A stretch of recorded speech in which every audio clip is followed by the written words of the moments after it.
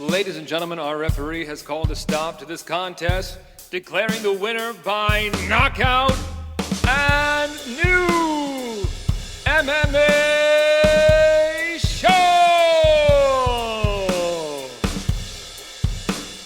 Greetings, ladies and gentlemen, and welcome to another exciting round of and new MMA show. I'm your host, Michael Hansen, and I do all kinds of particular things with microphones. I'm running out of adjectives to say because I am a ring announcer and I'm a cage announcer, and I am joined this week, as I always am, by my two friends who bring MMA punditry to new heights that I have never seen before. Introducing to you first, he's in New York. He's in a handsome shirt. Mark Priaulx. What's up, buddy? What's up? Every time we start and you go into your greetings, I always want to be like, yep, and just like completely interrupt you. But I never do it. One day I'm gonna catch you off guard. Yeah, not much is up. I'm scrambling, got a little trip coming up. Been trying to fucking get all my work done. Made us late tonight, so I won't talk anymore so we can get into the 17 different promotions we need to discuss here. That's right. And introducing from Florida, the Sunshine State, he is the Nicaraguan Nightmare, Omar Artola. What's up, my friend? What is going on? I will bring up one thing that is off topic because I've been talking about it all day, and I didn't even bring it up with you guys when we first started talking. Wait, can I guess? About can the I guess? Submarine business here? Oh, damn it. Oh, well, there it is. Fucking following You found it, didn't you? With My guys. hacker skills. With hacker skills, you found the submarine. My guys. There is nobody finding that fucking submarine. No one. It's in the ocean. Aquaman couldn't find that fucking submarine.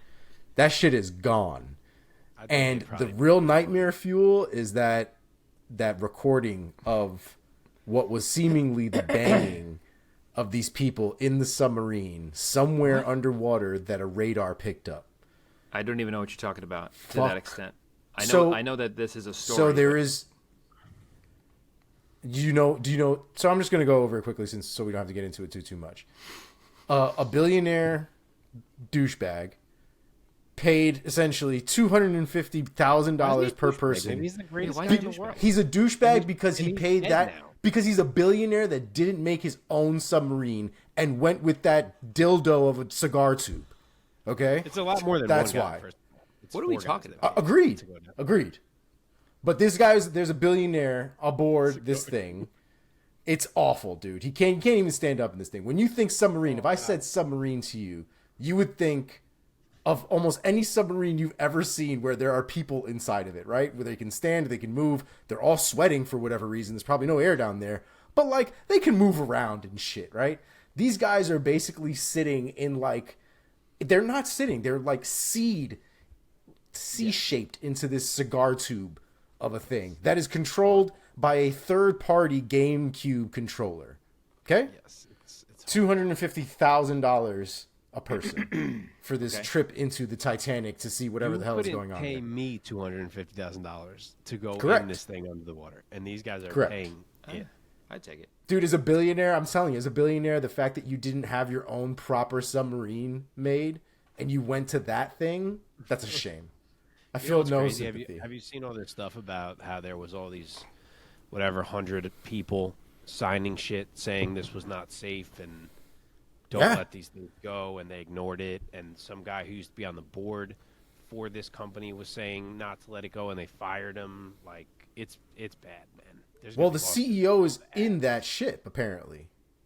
Yeah. Oh, wow. That guy. He's the pilot of the ship. Yeah. Yeah. Oh my God. Well, he guaranteed the safety of it, so there it is. But they don't know if that banging was actually the ship. They've been very vocal in saying that. Well, they don't want to hinge their bets, and they definitely don't want to put that on themselves if they don't find it. But the banging is so specific and so timed in a certain way that Really? it's not a goddamn rock. Dude, I didn't listen to it. I don't. What do they think it was? Oh, it's horrifying. What do they think it was? Like a They shark? can't say it. They can't. What do you mean? They No, can't? they can't tell you what it is. They think it's the people banging, trying to create sound. To be fair. Right, but they're not going to like. they're not going to put themselves in a position where now they're like, well, now we can find them. You know what I mean? They're trying to play it safe so that no one fucking gets blamed. The size of Why? Oh, okay, now hold on, because this is an MMA podcast. Why did you bring this up? Yeah. Because it's crazy, Mike. Because that is the shit of nightmares. And I am the Nicaraguan nightmare, so I just felt like I had to. Wow. Did you have something with See how I brought that together last minute? See how I did that? That's not what. That wasn't intentional. He just pulled that out That of his wasn't. ass right now. I did. So what is the thing that you good, have though. there? Yeah, my uncle's actually a naval architect. And, Oh, wow. Has been involved with a lot of like high level shit, and he thinks that it imploded. He thinks it's already gone. Yeah, of course it is. Did you have knows, something but- with you there, Omar? I thought you were about to like pull something up, No. like on your desk there. You had like a white Nope. thing. He just wanted to fill you in about the submarine. About the submarine. let the man I just wanted to live. share. I just wanted to share my my nightmare for the week is all. That's it. All right. Story done. It's a big story. It's a Submarine big story. show. Weather I- show. I- Submarine it- show. It is. I had a hard time mustering up much care for that story. I was like, $250,000. Wow, a bunch of rich people. Oh, damn, they're lost. Oh, it's gone. Okay, that's the extent that I'm ever I gonna. mean, I kind of care about agree. that. Like, it's awful. It's awful. Why? What a I terrible way hate to go. that opinion. It's Just 'cause people it's are the rich, they must choices. be that. They could be It's the not because poorest they're rich. humans It's that the ever walked the earth. it's the choices that they made. I guess is really where it gets a little weird for me personally. Again, that guy, like if you look back to like this guy barely knew how to explain how this submarine worked. Like I wouldn't trust that man to make a fucking sandwich for me. So it's not even about them being rich. It's about them having the access to do things. It's about having the access to do things properly and then still not doing things properly. So it's hard for me to give you sympathy for things like that. Did you watch the video where he's going through the parts and he's like, "We bought this one at like Camper R Us." Like, Yeah, it's like, yeah. And the words that come out of his mouth are seriously, it's not that hard to make. And yet here we are. So that's the guy you're paying money to. That's the guy you're trusting your life with. Like, those are just life choices. It's hard for me to, you know. Okay. All right, let's shift into Let's some fights, huh? talk about a few Yeah. other rich people. Some of them are professional fighters. Let's quickly run down this episode for you guys. We are going to talk about fights from this past weekend. Bellator 297, Nemkov versus Romero. We're also going to talk about all of the fights from this past weekend's UFC Fight Night, Vettori versus Cannonier. We're going to find out on the heels of that fight night who rose and fell in Mark's very own rankings system. We're going to find out what's new in the world of MMA outside of the cages with our segment Inside the MMA Sphere. We're going to touch on PFL action that's happening last weekend going into this weekend.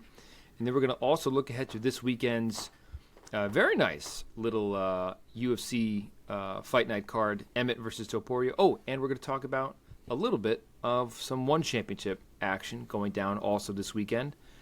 Before we get into any fight talk, let us first thank our audience, guys. If you're watching this right now, thank you so much. If you're watching this from a submarine, get out. But if you're watching this on YouTube, give us a thumbs up. Like this video, that helps us out so much. If you've been enjoying what you've been watching with us, please consider subscribing to our channel. That would help out, again, so much. Nothing we love more than leaving some thoughtful comments down below. If you like any of our takes, if you don't like any of our takes, let us know. Down in the comments, keep it classy. If you want audio only for that commute, we got you there. You can find us wherever you get your podcasts. And of course, find us on social media at And New MMA Show in all the places. We will also link to our own socials as well, myself, Mark, and Omar. And without further ado, let's get into this. Christ. Okay, so this weekend, the name on the marquee has got to be Sergio Pettis, who this past weekend at the Wintrust Arena in Chicago, Illinois, defeated Patricio Pitbull by unanimous decision. The scorecards read 49-46 and 50-45 two times as well. So fairly one-sided affair in favor of Mr. Pettis there. In doing so, defending his Bellator Bantamweight Championship against one of the greatest bantamweights of all time in MMA. I think it could be argued. In the co-main event, by the way, this stole the spotlight from our main event here for Bellator 297. Mark, I have talked enough. Get us going here. Talk about this huge win by Sergio Pettis, defeating the great Patricio Pitbull. Yeah, the co-main stole the spotlight from both main events, the Bellator and the UFC. That's right. But the reason it did is because this was some shit, man. Like, I get it that Patricio Pitbull is a man who has fought at a higher weight class his whole career. And I get it that he felt more comfortable trying 155 before he ever tried 135. So maybe that cut is not as easy as he made it look. I get it that he's 35 and that he's had 40 fights on the resume when he decided to try to make this cut. I still never thought he would lose to Sergio Pettis. Like, I just didn't. I get it. Older guy making a weight cut. It's supposed to be a red flag. I didn't think he'd lose Sergio Pettis. I did not give Sergio enough credit. I saw the way that Kyoji handled him pre-knockout, obviously, and I let myself think that Sergio was just a notch below some of these guys. And I thought that applied to Pitbull as well. And I was wrong because he beat Pitbull in arguably every single round of this fight, at least 4 out of the 5. He was incredible. He managed the range so well. He closed it when he wanted to close it. He froze Pitbull in there for long stretches where Pitbull wasn't even sure what he wanted to throw. Sergio was the faster fighter. He was the one landing in combos. He was working calf kicks beautifully, and he mixed up his levels all fight too, which I think was part of the freezing of Pitbull. It was jabs. It was calf kicks. Then it was a front kick, a body shot, a head kick, a spinning head kick, and all combos throughout all of this. It was really just a great variety and consistent volume coming from Sergio. And it froze Pitbull. And is a lot of this on Pitbull as well? Yes. I really didn't feel like I was watching the usual Pitbull in there, so maybe the weight cut did more than it looked like it had visually, because visually you were like, oh, like, yeah, he's skinnier, but he looks all right here. So maybe it had more of an effect. Maybe he just didn't have the usual, like, go that he has. But I don't want to take anything away from Sergio because I really was impressed by the way he handled that fight. He even said afterward that he didn't expect to beat Patricio Pitbull. He said he was telling his girlfriend that, like, this guy's amazing. This might not go my way here. And that's how I feel, too. I cannot believe he handled him the way he did, and he absolutely cemented his legacy in MMA on Friday. By the way, I think I misspoke. I said Pitbull was one of the greatest bantamweights ever. Of course, he is not a long-term bantamweight, but he is one of the greats. Omar, let me kick it over to you. What was your take on the performance of Sergio Pettis, knowing that he wasn't even sure if he was going to win? Most guys would say that going into any fight that they are confident that they are going to win. Why else would they fight? So a candid moment from Pettis. What's your take?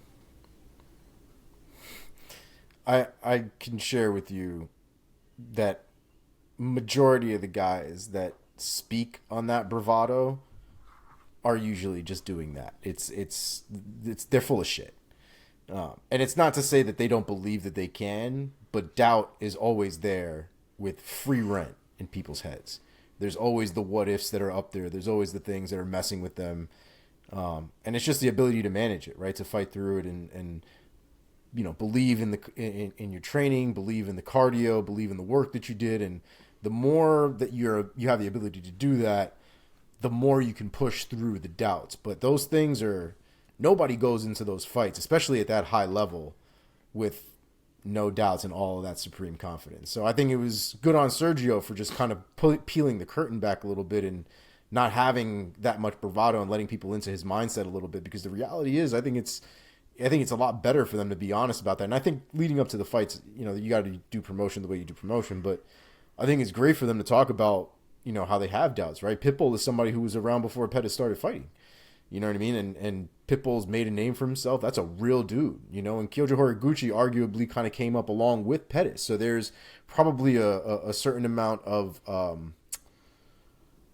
I don't know, kind of the same respect that he would have for, you know, like a coworker or something like that, right? Like somebody like on his level as far as Kyoji Horiguchi is concerned. But there might have been a little bit more respect on the side of where he looked at Pitbull, right? Because he's seen Pitbull as he was going up in the game and the successes that he's had and how good he is. So that's also something that we've seen people falter with before as well, right? Fighting guys that not necessarily they idolize, but have watched growing up and have a lot of respect for and don't do as well as they have in other fights. And Pettis fought through all of that. And it was beautiful to watch because it was honestly, I thought, one of Pettis's greatest performances at a championship level, right? He took a lot of damage in the Horiguchi fight. He did not take that much damage in this fight. Pitbull didn't really push the gas a lot, but a lot of that had to do with the fact that Pettis was throwing combinations. There were not a lot of single pot shots. He was not head hunting in that fight at all. Like Mark said, there was a lot of level changing in there, and that's something that we're doing now a lot in my gym at this point right now is level changing. So we're switching up, you know, leg kicks to high kicks, jabs to leg kicks, right? Jabs to knees, knees to leg kicks, knees to body kicks. So just trying to change up the cadence and the patterns to keep people guessing. And Pitbull and Sergio are both counter strikers, and I think there had to be a balance there of being able to attack while also still doing what you're good at. And Sergio was able to do that where Pitbull obviously was not. But it was a beautiful performance by Sergio Pettis. I was so happy to be wrong for that fight. I was not happy to be wrong for everything else because your boy had a rough weekend. But it's so difficult to know how to pick these fights when you don't really see these types of performances until you do, right? Like I wouldn't, like Mark said, like I wouldn't have picked Sergio Pettis, not because I don't think Sergio Pettis is good, but just because I thought Pitbull was just a step above. But after watching a fight like this, not only did Sergio Pettis look like he belonged in there 100%, but he looked better than Pitbull in that fight. I thought it was great. Yeah. Gotta think that, given the fact that Pettis was so candid, I love that note you said, Mark. That little anecdote that he was talking to his girlfriend was like, "I might not win. This guy's fucking great." But yeah. Given how he performed, gotta think that he's going to go into whatever is his next fight with the biggest confidence in the world. Maybe he's going to have realized of what level he actually is at before he even knew it. What do you think is next for him, Mark? So we know, and it's arguably just as big as this was. He's now got to unify the titles against the winner of the Grand Prix. It's going to be him and Patchy Mix to determine the true Bellator Bantamweight champion. So, you know, I had gotten myself very excited for the idea of Pitbull against Patchy Mix. So it's time to shift my excitement here. But I will, because Sergio just showed that he can't be taken lightly. And it's a great fight. That's going to be a great fight. I can't wait for that fight. Yeah. What about and like you know, I think if it was against Pitbull, I probably would have said that I would pick Patchy over Pitbull, but like now, like I don't even really know. I was ready to go Patchy over Pitbull as well, which makes you think I should be like, I'm also ready to go Patchy over Sergio. Patchy, right. But the way he just surprised me so much now has me like, well, fuck. Like, I don't know. I know. That is exactly where I'm at right now. Yeah, it's a good it's one. Wild. It's a good one. And Patchy's so much bigger. I don't know if you saw when he came into the cage. Oh, and yeah. did their little stare down. I mean, you know Patchy's so much bigger, but, like, he is. Yeah, yeah. What about Pitbull? Do you think he sticks around for another fight or something else at 35, or is he just going to tuck his tail between his legs and go back up to 45 or 55? I mean, he's still the featherweight champ, so, you know, how long can you make that division wait? I completely respect him doing what he did and trying to push for a third belt and do something that no one has done, and it would have been awesome. But it didn't go his way, and I feel like now he's just got to go back and he's got to defend his featherweight belt. There's guys waiting. There's not any huge name contender necessarily waiting for him, but there is a Jeremy Kennedy who I feel like deserves a shot, has proven that he is that guy right now. And I think that's probably the fight we should be making here. And honestly, if he gets past Kennedy and Aaron Pico can get another win and show that he's healthy and right there, then we could have a big marquee fight of him and Pico. That'd be great. That'd be great. Any other ideas, Omar, for that? Yeah. No, usually when it comes to Bellator, I leave that to Mark. Their rankings drive me crazy. Okay, let's move on then. In the interest of time, congrats once again to Sergio Pettis, defending his Bellator Bantamweight Championship. Let's now go to the main event of Bellator 297. Vadim Nemkov defeated Yoel Romero by unanimous decision, retaining his Bellator Light Heavyweight World Championship. The scorecards read 49-46, 49-46, and 49-46. Omar, start us off for this one. What was your take of my guy Vadim? You're good. Your quality is going in and out, but you're good. I got you. We're on the same wavelength. I'm with you, baby. Okay. And you're not delayed. It's beautiful. So Nemkov. Yeah, the floor is yours. That was probably buddy. that was probably the best Nemkov I've ever seen, and by far the worst Yoel Romero I've ever seen. And we've seen Yoel kind of like. We've seen Yoel be slow. We've seen Yoel be tentative. We've seen Yoel be very defensive. We've seen a lot of different shades of Yoel. But we've never, I feel like, seen Yoel like really kind of get his ass beat. You know what I mean? Where punches are landing clean. He's off balance. He's visibly messed up in his face. Like, Nemkov put it on him, and he put it on him for the entire fight from beginning to end. The speed was, I think, obviously a big problem for Romero, but his fight IQ in there as well, right? Him waiting and waiting and waiting, and obviously the waiting game isn't working, but he continues to do it anyway, right? He had a handful of blitzes throughout that fight, a couple that did catch Nemkov, but there was just no accumulated damage throughout that fight from Romero for any of those blitzes to really make a difference. And Yoel Romero, you know, short of him trying to like knee you into space, he doesn't necessarily have like the one hitter quitter in his hands, right? He just doesn't have that technique, especially not without telegraphing that he's like swinging from back here to try to hit you, right? So I thought Nemkov did a really good job. He used his jab beautifully. The 1-2s were absolutely textbook. I loved it. I love the performance. It was at a point though where I don't know if Yoel Romero, if that's what I don't want to see that if that's what we're going to be seeing from Yoel Romero. He can retire. Mark. Yeah, I mean, I pretty much agree with all that. Nemkov is fantastic. We all know this. He can do it all. But I thought he did well in this fight to come right at Yoel the way he did. Like, from jump, he was willing to walk him down. He wasn't afraid of the counters coming back from Yoel. He had Yoel backing up right away, and I feel like he really took control of that fight right from the gate. The size and the reach became factors for him, too, as the fight went on. And Yoel just was really having trouble getting off. Like Omar said, he even resorted to this weird fake hurt dance, which is so typical Yoel, which you love for a minute, but it also went on for way too long. And you know, he's Yoel. Like, you know, it's a Yoel fight. He's always in it because he's Yoel fucking Romero, and he's like not a real person. And he wins round 5 and like looks great at the end of round 5, and it almost makes you wonder, like, what would happen if these two had a fight for unlimited rounds? Like, eventually, would Yoel somehow win this thing because he's just abnormal? But in the 5 rounds that we did get, the first 4 of them were all Vadim Nemkov whooping Yoel Romero's ass, to be quite honest. He did a masterful job of dictating range. He really landed a lot of hard shots on Yoel that would have got a lot of other guys out of there. And like Omar said, Nemkov landed more and harder on Yoel than most guys can say they have. So he adds another big name to the resume.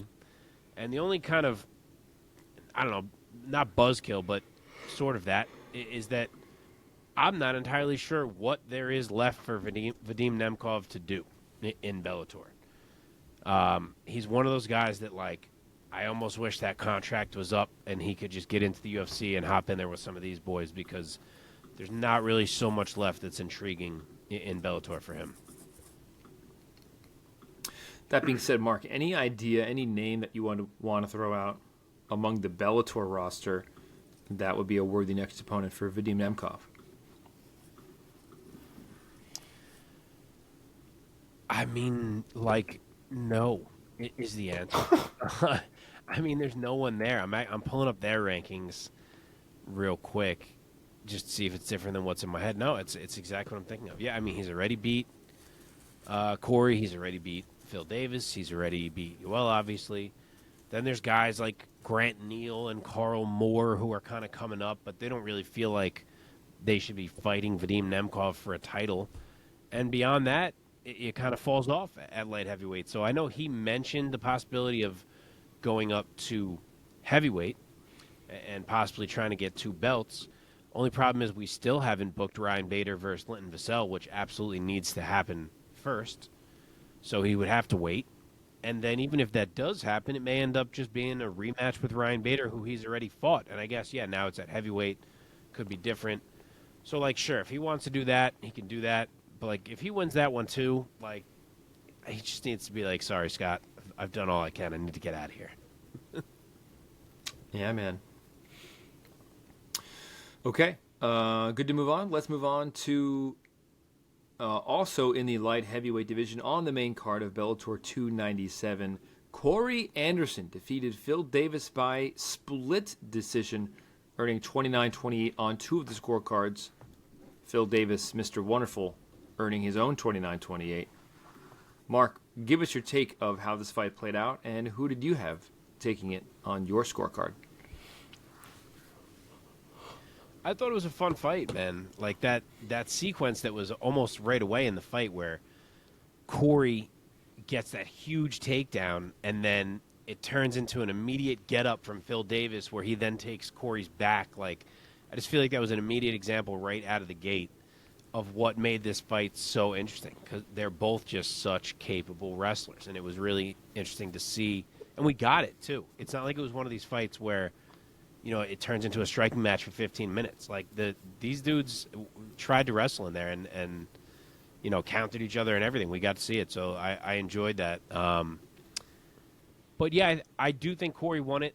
I feel like sometimes in matchups this close, it boils down to which man is pressuring, because that pressure alone lets him edge out more moments on the scorecards. And for the first 2 rounds, that was Corey. He made Phil fight defensive, and Phil did an unreal job of that. Don't get me wrong. His counter grappling was beautiful in more than one spot. But I still felt like the fact that Corey was able to back him up just opened up just enough for Corey in terms of strikes, little body shots here and there, a couple brief takedowns that he did land in round 2. There was definitely some harder shots from Corey. I just feel like him going forward opened it up a little bit more for him, and I thought he was up 2 rounds to none. And in round 3, Phil did finally adjust. I thought he looked much better in that round. Does make you wonder what would have happened if maybe this was a main event and we got 5 rounds. But for what we did get, I thought they got it right. I thought it was 29-28 Corey. I thought he fought a smart fight. I thought it was impressive to see what he was able to do in the wrestling against Phil Davis. Not like he ever dominated him, but he did well. He fought a Corey Anderson fight. So, I don't know. Again, I don't know what he does now. I don't think he's about to just fight Nemkov again, but he clearly is the number 1 contender. So, yeah, who knows? Omar, bringing you back in here, give us your take on who did you have winning this fight, Corey or Phil? Do you think the judges got it right? Yeah, I think they did. I'd also had Anderson winning the first 2 rounds. And again, I thought that Phil Davis would have more success in the wrestling than he did. But Corey was able to stuff a lot of shots. And I think that messes up Phil Davis's ability to kind of complete his game plan and kind of have a well-rounded approach to the game. And Corey, I thought kind of the same for Corey. Like Mark said, I think it really came down to who had a little bit more success in the wrestling and the grappling as well, because the stand-up, I don't think one guy necessarily had a crazier edge over the other when it came to the stand-up, but what was different was the pressure from Corey as well as the forward movement, right? The constant forward movement that obviously creates pressure, but specifically that constant forward movement just made Phil defensive a lot more than he was offensive. And obviously, when you have all of these timed rounds, when you spend more time being defensive than offensive, you've just allowed Corey Anderson to just essentially rack up more points. And you can see the difference in the third round with Phil Davis, right? Phil Davis came out a lot quicker, a lot more volume being thrown, and he landed on Corey quite a bit in the third round as well. So I think the real juxtaposition of that third round with the first two really shows you who won those first two rounds. So it was hard to not give it to Corey Anderson. Yeah, man. Any other thoughts of what could be next for Anderson? Do you agree with Mark that he basically could just wait or is sitting at the number one contender spot again, but do you think he should be fighting for the belt against Nemkov again soon, or should he be holding off? I mean, I would imagine so. Like I said, with Bellator, there's a lot of recycling that goes on. There's not a lot of newer guys that come in and shake things up, at least not as often as some of the other promotions. So, I mean, as of right now, that seems to be what makes the most sense. I guess we'll see exactly what happens. But, if he fights for the title again, would it be different? I don't really know. But I still think Nemkov is significantly better than Corey Anderson. Yeah, man. Yeah, I mentioned when I was just talking about Nemkov, I mentioned a guy, Carl Moore, who was 4-0 in Bellator. The one was a while ago, then he got hurt, but he's come back. He's won 3 straight. He won on this card against Alex Polizzi. And I mentioned him. I didn't feel like he's ready for a title shot, but if Corey's not getting the title shot either, I could see something like that happening where they say, all right, Corey, you got to take on the next guy who's entered the mix here. Yeah. Okay, let's move on. In the interest of time, let us now... Oh, really quick. Let's talk quickly about Saricam defeating James.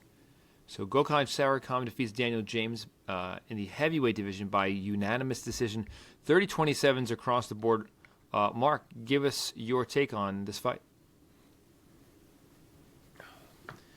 That was certainly a buzzkill performance in regard to the little hype that Daniel James had created for himself through a couple fights. Right. We thought he could defend the takedowns. He had shown that ability in the past. But credit to Gokhan Saricam. He found a way to make it work. He just leaned on Daniel James for minutes and minutes and minutes until he could find an entry for a takedown. And it worked. He took him down in every round. He did what he had to do. And, James showed a sign or two here or there reminding you that he's like a big, scary man. But all in all, it wasn't his night. He couldn't stop Saricam from sticking to him and eventually taking him down, and he got out-wrestled all night. So a solid W for Saricam. Omar, anything else you want to add? Yeah, I mean, it was definitely a rough night for James. I mean, you can see by the end of that fight, he was doubled over, absolutely exhausted. The grappling, I think, really killed him and really sapped all of his energy early. And it wasn't going to get any better from there. So rough performance for Daniel James, and solid win for Saricam. Okay, let's now jump over to UFC Fight Night Vettori versus Cannonier. Let us begin with the main event, with Jared Cannonier defeating Marvin Vettori by unanimous decision. The scorecards read 49-40, 49-45, 49-45, and 48-46, all in favor of Jared the Killer Gorilla Cannonier. A pretty consequential fight at 185 pounds. Mark, start us off. Give us your take. That was, quite obviously, to anyone who has ever watched Jared Cannonier, the best Jared Cannonier we've ever seen. He mentioned that he made a conscious decision after losing to Izzy to up his output. Maybe it took him, one fight to really get it in order, because I feel like we didn't quite see that against Sean Strickland, but we certainly saw it here. And I did mention last week that Jared Cannonier was the better technical striker of the two, but I thought Vettori's pace and his pressure would be enough to carry him through this fight. But if you go ahead and flip that on its head, and Cannonier's the one with the pace and the pressure, in addition to the technique, that doesn't leave a whole lot that Marvin Vettori can do, and that's exactly the fight that we watched. Should Vettori have maybe wrestled more once things weren't going his way? I could see that argument. I've seen people kind of tweet that. I feel like the wrestling has almost gone out of Vettori's game a little bit compared to where it once was. Like, think about the Kevin Holland days. But aside from that, he kind of didn't have many options in there. And yes, his chin is made out of absolute granite, and he's an unholy level of tough and has still never been finished. And yes, he was landing some solid shots, himself at times. Cannonier kept trying that southpaw stance, especially early, and he was paying for it every time, so he fucking stopped finally. But all in all, that fight was all Jared Cannonier. He was ripping Vettori's legs apart with kicks. He was willing to walk into exchanges in ways that we've never seen from him before. He was willing to be in the fire and actually push a pace and go for it. And to me, that alone unlocked a whole new level of Jared Cannonier. And I bet Marvin feels the same way, because I don't think he ever expected to be fighting the guy that he fought in that fight. So I was impressed. I thought it was a fantastic performance from Jared, and that it was kind of the exact thing he needed to make people remain open to the idea of him getting a second title shot. Because it's kind of easy to say now, like, you know what, this is the new Jared. He looks like a different guy. It's a lot easier to sell that.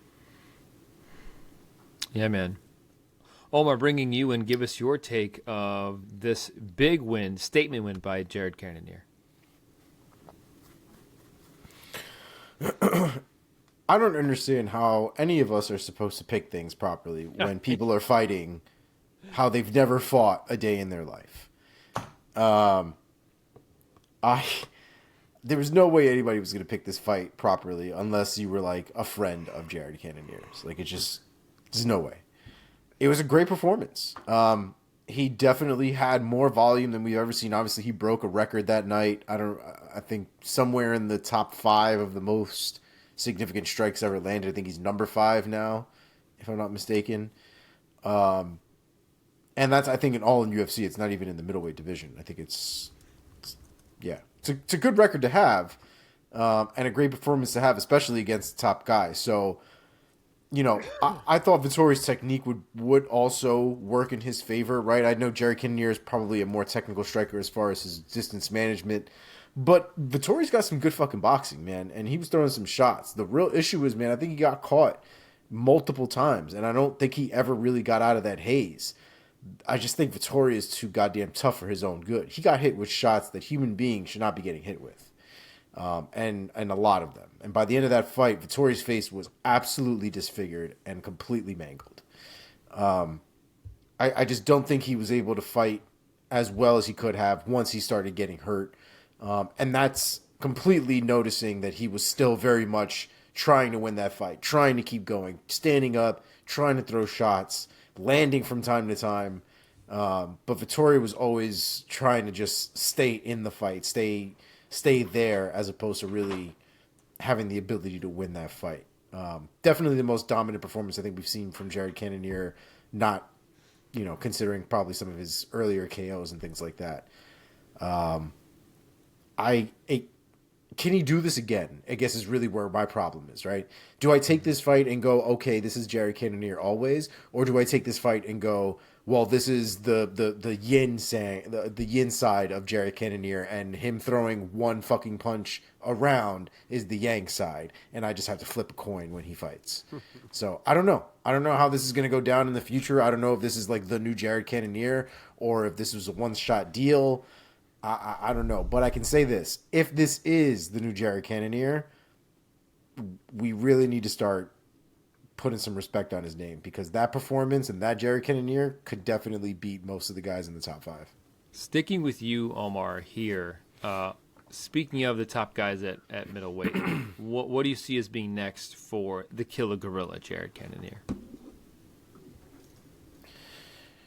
Middleweight is one of those divisions right now that is a pain in the almighty ass. And I say that because we have Robert Whittaker right now that I believe is about to fight Dricus du Plessis. We have Izzy kind of waiting on the sidelines to see exactly what's going to happen next with the division. But the reality is Izzy wants du Plessis, right? I don't think he wants to fight Whittaker for 100th time. I will watch it every day of the week, don't get me wrong. But when it comes to, the storylines and what sells and what the casuals want and kind of what's really going to bring in the money, Robert Whittaker, that fight has been answered a couple of times now, and it sucks for Robert Whittaker because the kid loses to no one else. But it's difficult to make that matchup again when you have questions about other people, when there are storylines now with real contenders, right? Duplessis is number 5 on the middleweight division, and he's definitely a guy who you could see having a fight with Izzy and see that build up, right? The whole Africa bit, the whole line there, and how all that would play out. And there are things that are there. So it's hard to say exactly where these guys go because there's not a lot of movement right now in the middleweight division. I don't know what Costa's doing because I think that fight between Costa and Hamzat is kaput, right? Hamzat is supposed to be fighting Usman at this point. Costa's fighting Ikram Aliskerov, the dude. Oh, that's right. That's the Ginger Khabib. No. The dude that beat Phil Hawes. The dude that knocked out Phil Hawes. Yes. Okay. Who's Ginger Khabib? Which one was that? Yeah, I forget who he's fighting and forget his name. Something Pena? But yes. Yep. Luis Pena. I don't know. No. No, that can't be right. It was somebody we No, knew I'm thinking because about we didn't know somebody Ginger else. Khabib. Oh my god. We're not talking about Luis Pena. No, we're not. See, What is? I spent all this time learning That's Ginger Violent Khabib. Bob I Ross. didn't actually learn his real name. Yeah, we don't talk about him no more. That dude went left in his life. Yeah, no good. Anyway, yeah, like I said, hard to figure out exactly where everybody goes next. Cannonier and Vettori as well, because you can't really drop Vettori too much either because they were both basically right there.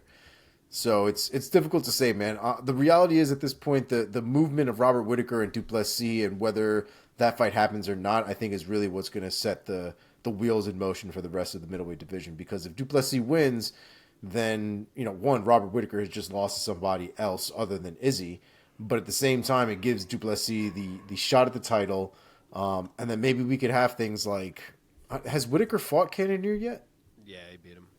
Yeah. Well, I think he TKO'd him. Cannonier was more competitive than most dudes were, though, to be fair. Well, if we're going to have to recycle things, which it might seem to be the case anyway, then that might be a fight that we might want to revisit if that does come up. Especially if we're going to go with new Cannonier at this point, because then it's a whole different fight. Yeah. Mark? Yeah, any other ideas? I'll go to one that you mentioned, which is, and I agree that, Duplessis does have to fight Whittaker. Izzy is waiting for the winner of that fight. So it feels like Jared is not quite in the title picture at this moment. So I'll go to one you mentioned, which is if Paulo Costa can beat Ikram Aliskerov. I think that Jared and Costa is a big enough fight that we could go there while the rest of this is playing out. If Aliskerov comes out of that fight, my guess is Jared doesn't feel quite as jazzed about it as he might about a Paulo Costa. So we will see. In that case, then I really don't know. It gets a lot harder. But if Costa gets a dub, I could see that. And then for Vettori, I will say kind of same deal. A guy would need to win. But about a week from now, Sean Strickland is fighting Abus Magomedov, who's very good. But if Strickland wins that fight, I think you can go him and Vettori. That's a fight I've always wanted to see, and I think it makes sense at this point in time. Okay, congrats to Jared Cannonier. Let's now go to the co-main event of this UFC Fight Night. In the lightweight division, Arman Tsarukyan defeats Joaquim Silva by TKO in the third round. Mark, staying with you, give us your take of this performance by the rising lightweight star, Arman Tsarukyan. No surprise to anybody, Arman Tsarukyan is really good. Round one was just complete dominance from him in the grappling department. I'm sure the goal was to wear Silva down and tire him out. But then round two, we saw Arman exchanging on the feet for an extended period of time, and it was enough time for him to get caught, which is definitely something that I'm sure other lightweight contenders like a Chandler or a Poirier or a Gaethje or a Fiziev are seeing and thinking, you know what, I could do that. I could catch him the way Joaquim Silva just caught him. Because Silva caught him pretty damn good. Like, Tsarukyan was ice skating there for a minute. So it's maybe a little something that we've seen, a chink in the armor. But I think what happened next was just as much of a positive as that chink was a potential negative, which is that he gathered himself and he poured it on Joaquim Silva to make sure that he got him out of there and still managed to make a violent statement to the division. And that round 3 was just an absolute clinic and a beating and a great way for him to kind of bounce back from that rough 10 seconds and still get a huge finish and make his statement. Omar, give us your take of Arman Tsarukyan shining in that 3rd round and ultimately getting the finish over a very strong and very tough guy in Joaquim Silva. Yeah, I think it was good for him to go through adversity. This is one of those moments that I think at some point, just like you said, Mark, somebody probably would have been able to find that hole. Would you have preferred for that hole to have been found when gold was on the line or during your road potentially to gold, right? And I think for Tsarukyan, I'm glad that this happened early, and I am glad that we learned that he can fight through the fire, that he can compose himself, that he didn't panic, right? That he didn't just shell up and want out of the fight, that we really saw him push through those moments. And that's championship shit right there, that he's going to need that when he fights somebody like an Islam, right? Or somebody crazy.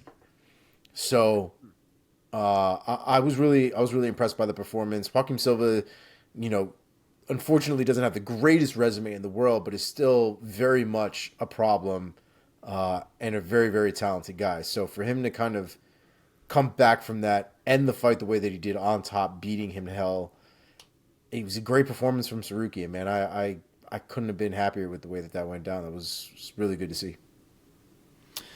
Okay, let's talk now about what is next for this rising lightweight star, Arman Tsarukyan. Omar, what do you see as being next for him at 155 pounds in the UFC? I think what makes Tsarukyan a very interesting prospect is the wrestling. The wrestling from him is one of those things that lightweight has a lot of, I think, or has a good amount of, but there's obviously these levels to it.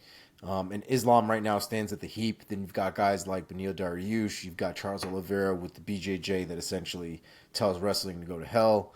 You've got Dustin Poirier's wrestling. You've got Michael Chandler's wrestling. You've got Gamrot's fucking flippity-flop wrestling. You got all these crazy guys with all these different types of ground games. But Arman Tsarukyan is the one that looks like he has a very similar style to Islam in which control comes first, right? There's a lot body locks, a lot of takedowns, a lot of control, and a lot of not giving that control back. So it makes these kind of fights very interesting, and I want to send him up the ladder more than I think even Mark might, to be honest. But I kind of want to see him fight the loser of Poirier and Gaethje. It's kind of where I'm at. Mark? I mean, it's totally fair. It's not where I'm going, only because I want that to be Dariush that gets that chance against a big name. Mm-hmm. But it's completely reasonable to say it should be Arman. I will say that he mentioned this, which is this possibility of Chandler and Conor not happening. Yeah. And if it's not, I could absolutely see Arman be the one who ends up across from Michael Chandler. If that does not play out, then I mean, again, could Arman get the loser of Gaethje Poirier, or could he get Beneil right now? He absolutely could, but I feel like my guess is the loser will fight Beneil, in which case Arman may have to settle if there's no Chandler fight. Not settle a lot, but settle for like a Fiziev. So my guess is Chandler or Fiziev. Okay. You guys want to say anything about Mr. Joaquim Silva before we quickly move on? Yeah, good punch. That was it. Okay. Let's lightning round the rest of these fights on this UFC Fight Night card. If you don't know, our lightning round is where I challenge Mark and Omar to give me their quickest, lightningest takes. And the fact that it is 11:15 at night already, let's stick to it, gentlemen. let us begin in the middleweight division, and I got this one wrong. Arman Petrosian defeats Christian Leroy Duncan by unanimous decision. Omar, go first. I feel like this was probably the one I got right, was the Arman Petrosian one. I'm not entirely sure though. However, this was an interesting fight, man, because Chris Leroy Duncan he's a very we all took CLD. We all did. Yeah. Then I changed it the last minute because I like me some Arman Petrosian. But the striking was good, man, from Petrosian. And CLD is a very interesting and fluid guy. Likes to throw a lot of weird shit. But I think it was too much. And a lot of it wasn't I don't think a lot of it was thrown with the proper intention, right? Of really landing, really trying to measure the distance, really trying to gauge that distance. He was very active in trying to throw a lot of these things, but a lot of them just weren't landing. And he spent a lot of time doing that when Arman Petrosian was spending time landing. And he did a lot of it, and I thought it was a good performance from Petrosian. I was impressed. Mark? Yeah, I was surprised here. I just felt like you give a striker as skilled as Christian Leroy Duncan an 8-inch reach advantage, and he's going to find a way to utilize it. But I guess I hadn't seen enough of him, because the more you watch, the more you realize he really relies so much on the kicks that it doesn't quite matter as much as I expected it to. And I did say this last week, Petrosian is a really skilled striker. It was never going to be easy for Duncan, and it ended up being worse than that. He just got stuck behind Petrosian almost the whole way. You know, a lot of spins from Duncan, a lot of flash, but not as much actually landing as Arman Petrosian, who just went out there and kind of went about his business, worked in some wrestling and grappling as well, and just fought a smart and efficient fight. Okay. In the featherweight division, Pat Sabatini gets it done over Lucas Almeida by submission via arm triangle choke in the second round. Mark, take it. Pat Sabatini went out there on Saturday night and took back everything that he lost against Damon Jackson. All the hype, all the hope for what he could do, all the regard that he had going into that fight before getting KO'd immediately by Damon Jackson. He took it all back, in my opinion. He reminded everyone just how good he is. He ate Lucas Almeida. He was all over him from the bell. He did not let him breathe, made him defend, made him tired. He beat him up from mount, and ultimately he just forced Almeida to give up a sub as it went on. He Khabib'd him. I say tired. I mean, literally, he Khabib'd him. He fought that fight with Khabib's exact game plan. Nonstop, relentless grappling from Sabatini, and a huge bounce back. Omar. Yeah, I totally agree, man. I really started looking at that Damon Jackson fight, and maybe I wrote Sabatini off a little too early. His technique was still really good. His ground game is still really good. His approach to the game is really good. His takedown, I thought, was pretty solid as well. I thought, I mean, I must have given Almeida a little bit more credit than I expected to, but Sabatini did such a good job, man, trying to getting that fight to the ground and just kind of snaking his way into control and working from there until he got the rear naked choke. So maybe I did write off Sabatini a little too early. I'll definitely keep an eye out for his next fight, because that was a great performance. One of us believed in Sab. Let's go. Okay. Lightweight division, Manuel Torres defeats Nicolas Mota by knockout in the very first round. Omar, take it. Fucking hell. Okay? That is as scary as elbows get, my guys. That shit was wild. When I throw elbows and when I work with other people in class and I teach them to throw elbows or help them fix or whatever the fuck however you want to say it. But when we're throwing elbows, I tell people all the time, walk through it. Like if you were trying to go through the person, right? Like Ray Longo, you punch a hole in his fucking chest, right? Same thing.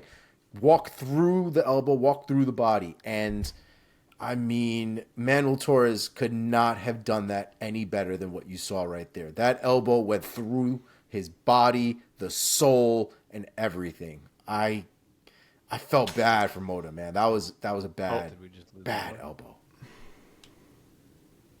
He's No? back. Oh, Omar's back. Yeah, you froze up a little bit. Am I still delayed? Ah, shit. A little bit. tiny bit. Yeah, I thought I was. God damn it. Hopefully we're fucking all good. Mark, say words. Anyway, yeah. Nicholas Moda started strong here. Torres' chin was in the air, and Moda kind of chin checked him a couple times, but he ate them. He kind of got himself dialed in. He was the longer man. He used that, and he started kind of backing up Moda, and then I can't say it any better than Omar did, but a picture-perfect step-in elbow, and Nicholas Moda's soul left his body. Woo! Okay, opening bout of the main card of this fight night. In the welterweight division, Nicholas Dalby defeats Muslim Salikov by UD. Mark, take it. This thing went exactly according to the script that I envisioned. Muslim Salikov won round one. He came out a bit faster. He had the superior technique. But already by the end of round one, Nicholas Dalby was starting to swing the fight in his favor. And that's exactly what he did over the next 10 minutes. He just keeps the pace high. He stays on you. He's hard to hurt. He's a better striker than he gets credit for. And he's a strong grappler. And he did to Salikov what he manages to do to mostly everyone, and that's just overwhelm him. You would even see visibly moments in rounds 2 and round 3 where Salikov would get backed up, and you'd see him like panic as he'd run out of real estate because it's just a train constantly coming at you from Nicholas Dalby. It's heavy pressure, and you got to give this man his credit. He's had a couple debatable scorecards, but he's got wins over Zaleski, over D-Rod. He's got a draw with Darren Till, which says something. He's a good fighter, and he's showing it. Omar. I would agree. Dalby had a great performance, man. And the thing that always makes me laugh about the way that Dalby fights is the way that he controls his breathing. That man looks like he's at the top of Mount Everest, just gasping for air at every turn. But he's not the only guy that we've seen breathe hard like that, and that's just the way they do it. Dominic Cruz also does it as well. You would think Dominic Cruz is gassed from the first minute of the first round of every fight that he has because he's taking huge, deep breaths. But that's just the way that they do things and how they control their breathing. But as far as the fight was concerned, the output from Dalby is terrifying. The pressure and the constant movement is wild. Salikov had his moments in there, especially in the grappling and things like that, but it was just nonstop, and I just don't think Salikov was able to keep up. Okay, in the featured bout of the prelims for this fight night, in the flyweight division, Alessandro Costa defeats Jimmy Flick by TKO via elbows in the second round. Omar, go. Dude, I don't understand how these guys survive elbows like this. And I also don't think that he needed to take as many of those elbows as he took. But Costa had a great performance, man. I think we didn't pick the Flick fight last week, right? No, we didn't. Yeah. I had a little bit of faith in Jimmy Flick. I think we've seen some decent performances out of him before, but once he got underneath Costa, it was a real done deal. And he had taken some damage already at that point, but great performance from Costa. It's a terrifying looking human being, and we'll see what's next for him. Mark. Everything that Alessandro Costa lands is heavy, and Jimmy Flick he couldn't find a way to get to his grappling. So that's not a recipe for success with those friggin' hammers coming at you. And then you add in Costa just absolutely tearing up Flick's leg with the calf kicks and shutting down his ability to move. And it was a bad recipe. And finally the barrage of elbows to end it. So, yeah, a memorable performance from Alessandro Costa to bounce back from his debut loss, which was to Amir Albazi. So, this guy may be pretty good. We will see. Okay, in the bantamweight division, Kang Kyung-ho defeats Christian Quinones by submission via rear naked choke. The official time, 2:25 of round one. Mark, go. Yeah, Kang is one of these guys in the UFC that we get sometimes where it's like they've been around, they got a pretty good record. Like when you see them, they look good, but then you just don't see them that much. And you're like, shouldn't this guy be fighting more and like trying to make a run here? So I don't know what his deal has been. I don't know if he's just hurt a lot, but like he's good. And he showed it again here. He got clipped early. He gathered himself, stood his ground, rocked Quinones with a beautiful left counter, and then just had his way on the ground until Quinones gave his back, and the choke was in immediately. Omar. Yeah, I thought the ground game for me, whenever I see the Asian fighters kind of having that kind of success on the ground and things like that, we see a lot of that in one and stuff like that, but I feel like we don't see a ton of high-level grapplers or really successful grapplers from Asia in the UFC, at least that make it, towards the top. I think Li Jingliang off the top of my head is probably one of the few that we have that really implements the wrestling game into his game as much as he does. And even then, dude is usually knocking somebody out. So, it's very interesting to see this man kind of tearing through right now and submitting the guy the way that he did. I thought the ground game looked very heavy, very tight, very wet blanket, if you will. And I was really impressed with the finish, so it was good. Mark. DeMarco? My bad. Okay, in the flyweight division, Carlos Hernandez defeats Dennis Bondar by technical decision, 30-27, 30-27, and 29-28. Mark, go. This was a competitive fight throughout, but Hernandez just edged it the whole way through. I thought his boxing carried him. He was cleaner. He was landing more, getting hit less, and it just felt like he was a bit ahead for as long as that fight lasted. Obviously, the end was crazy, and it's awful that Bondar had to eat all those shots. I don't know what the fuck Jaron Villot was doing. It was about 6 too many. But at least it didn't change the result, and the right man did get the W, so we could say that. Omar. Yeah, I personally wasn't thrilled with this call. I understand their stance with it. So Carlos Hernandez, for those of you who may not have seen the fight or maybe didn't understand that process or whatever, but Carlos Hernandez had Bondar in a body lock and was able to kind of essentially like suplex him to a certain extent. And as they landed, Bondar's head hit the mat, bounced, and then ran. Essentially, they headbutted each other after they had already slammed on the ground. A lot of intricacies you can argue and play and whatever else, but the one thing I didn't care for was the unintentional headbutt that caused the stoppage in the fight as opposed to a TKO victory. I think it was the result of the slam. You know what I mean? I just don't think that headbutt is a headbutt. I think that was wrestling to me. But regardless, it's hard to cause too much stink because at least Carlos Hernandez did still win the fight and he didn't lose the fight. They went to technical decision as a result. They had already had most of the third round, all of the third round basically done. That was 4 minutes and 59 seconds. So I'm glad that he won, but I didn't care for the way that whole thing went down. Yeah, man. Let's go to the women's flyweight division. Teresa Bleda defeats Gabriela Fernandez by UD. Staying with you, Omar. Take it.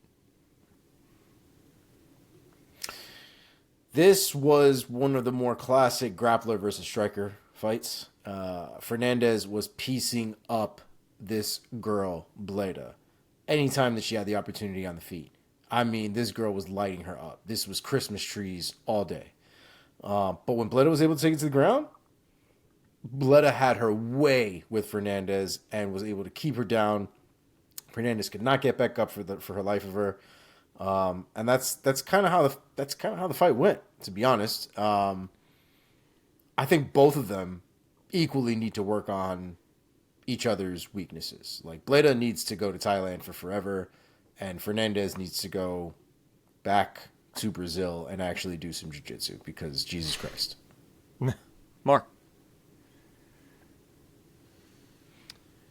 Yeah, Omar, now that Fernandez is a really strong striker, and Bleda definitely had to navigate that, but she did really well to continually find ways to get this one to the ground, and once there, it was just levels. Fernandez was stuck, couldn't do enough to change the fight from her back, and Bleda wasn't doing anything crazy in terms of damage necessarily, but she was just continually getting to mount and controlling the whole fight, really. So, yeah, she did solid work.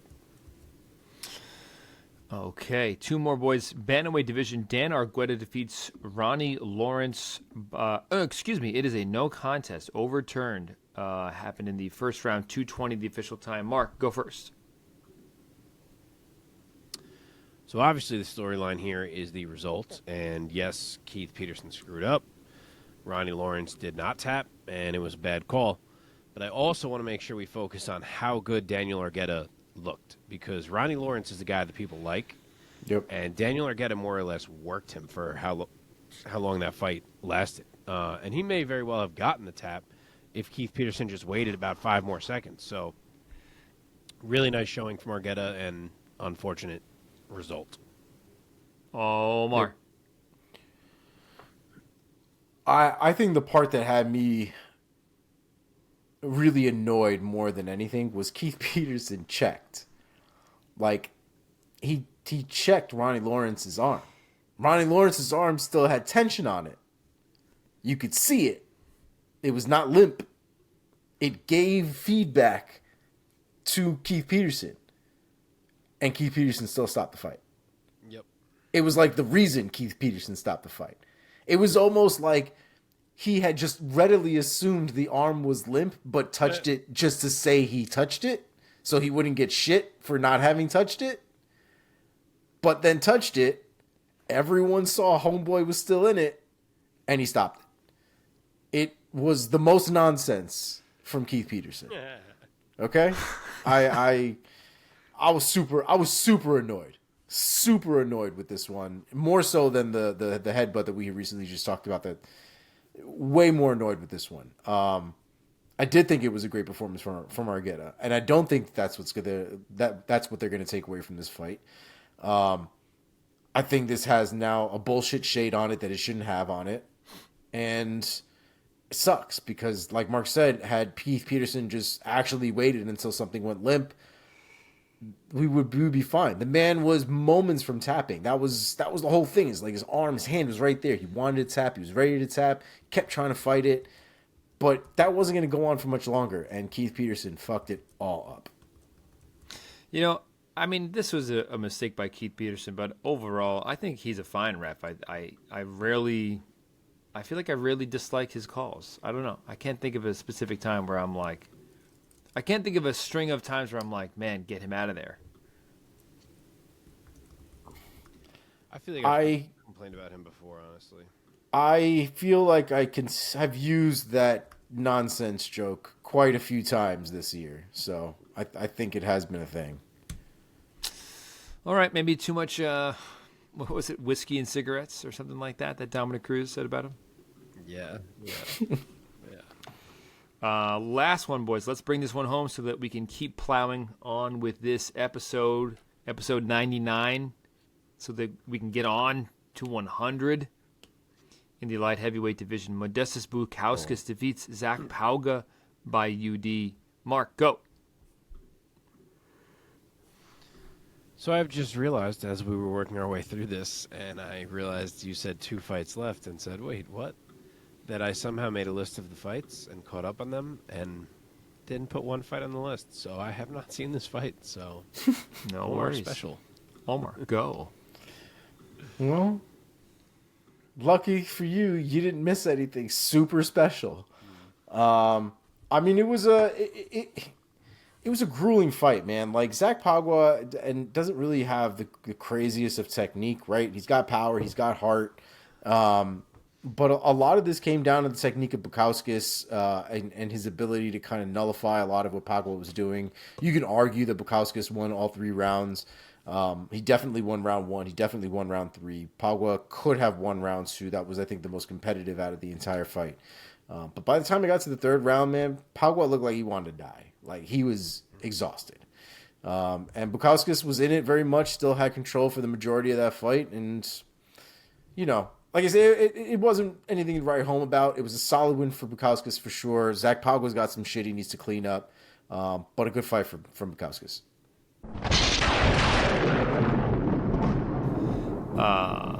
let's find out who rose and who fell in Mark's very own ranking system that we affectionately call the Priaulx Rankings. Mark, take it away. Enlighten us. All right, it's a quick one this week, which bodes well because we are so fucking late. 2 risers, 1 faller. The faller is Muslim Salikov. He has fallen a couple times as of late. He goes from number 34 to number 38 in my welterweight rankings on the back of the loss to Nicholas Dalby. And then the 2 risers. The first one is Alessandro Costa.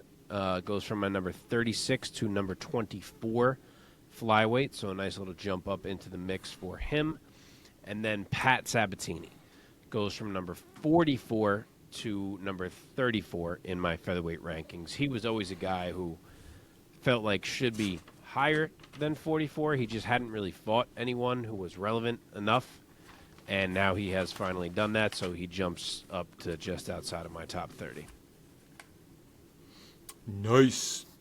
That's it. Let's keep it moving. Oh, baby. Oh, baby. Let us now move on to our segment, Inside the MMA Sphere with Omar Artola. Omar, tell us and our listeners what is going on in the world of mixed martial arts outside of the cage.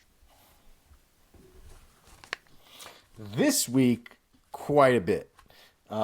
We've been gone for quite a little bit here. We did last week's show just a day earlier, so we got some stuff we need to catch up on here. First on the list, breaking hearts everywhere. Conor McGregor has not submitted a sample to USADA, and as a result, will not be eligible to fight at all in 2023. So tough is complete bullshit, and I guess we'll see exactly what happens. Obviously, we alluded to Chandler and Arman Tsarukyan potentially being a thing. Now that potentially Conor McGregor, or I guess evidently Conor McGregor, not being able to fight in 2023. But nothing seems to be super official from the UFC side on what their plans are and things like that. But whatever the UFC said about them delivering us a date during the showing of Tough has to be absolute garbage bullshit. So that sucks. Did we talk about Bigfoot Silva retiring for like the 80th time on here? Did. We did? Yep. Breaking news. Bigfoot Silva back in MMA, unretired. Oh, Jesus Christ. So there's that. That is happening. Yeah. A week after he announced retirement, he is back. So, Jesus Christ. Seems healthy. I really don't know who's licensing this dude. Like, honestly, at this point. Yeah, I agree. I don't know why they're doing this. But I am vehemently against it. I do not want to watch that man fight at all. 0%. Next on the list, a little bit of sad news in the MMA world. Rickson Gracie actually revealed that he has been diagnosed with Parkinson's about 2 years ago. So he's already started to experience some of the tremors. Oh, we are having a lot of tech issues tonight. Oh boy. Fucking hell. Are we back? No? Everybody's frozen? Uh-oh. Oh my god. Well, this ain't good. There he is. There he is. Nope. Oh. Are we good? Yeah. Uh-huh. You're back. Okay. Give me 1 second here. I'm glad it's not me. Okay. Let's try that now. All right. So, like I was saying, Rickson Gracie revealed that he was diagnosed with Parkinson's disease about 2 years ago, which is significantly unfortunate. Right now, he is a 64-year-old man. Obviously, this man, Rickson Gracie, is one of the OGs in the Vale Tudo world before it was, this beautiful sport we call MMA.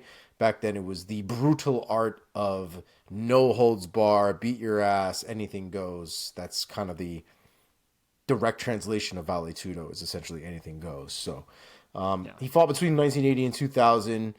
Said the condition is chronic and degenerative, and it's affected his motor systems, tremors in his hands, and kind of diminishing his ability to move.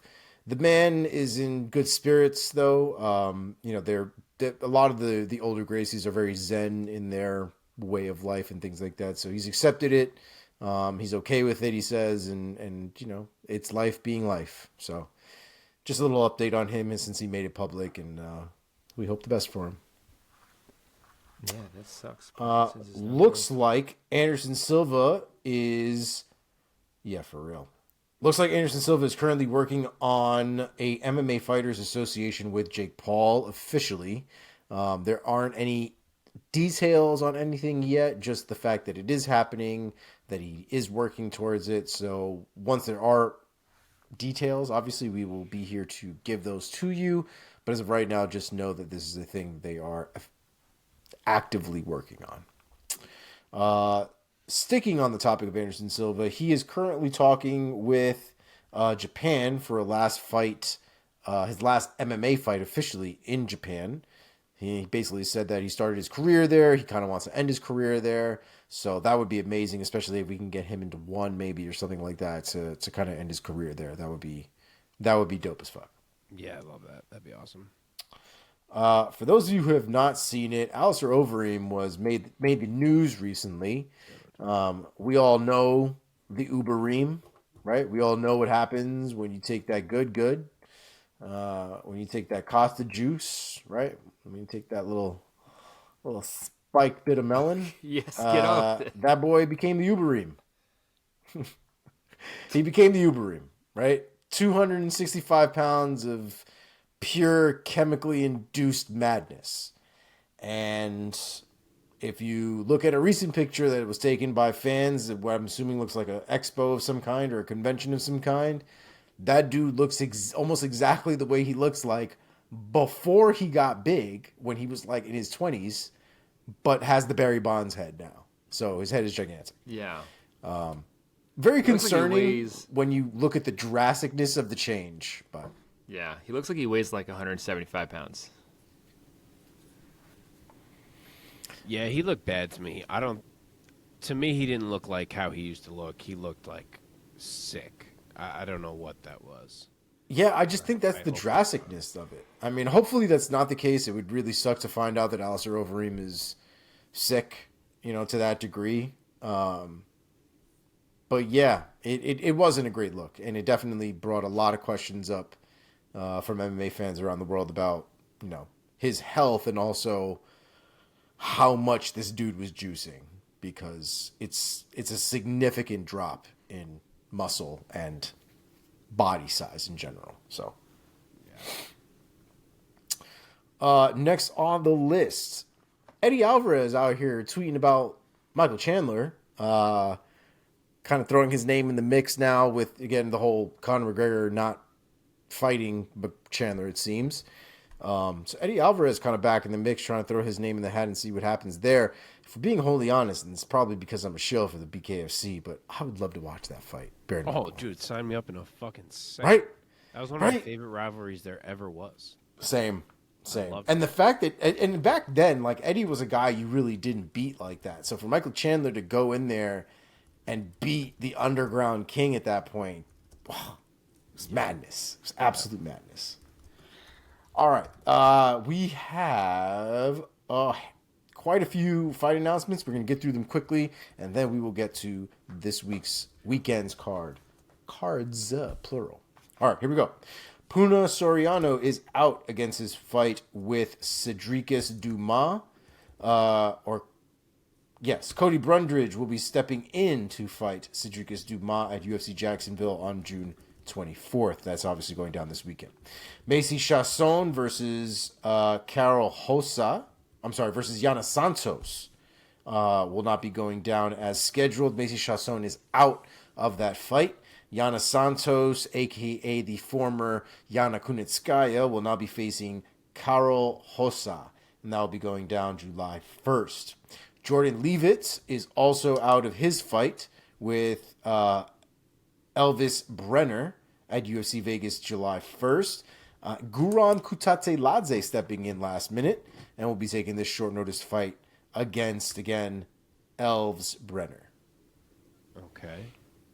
I had the same reaction. Yep.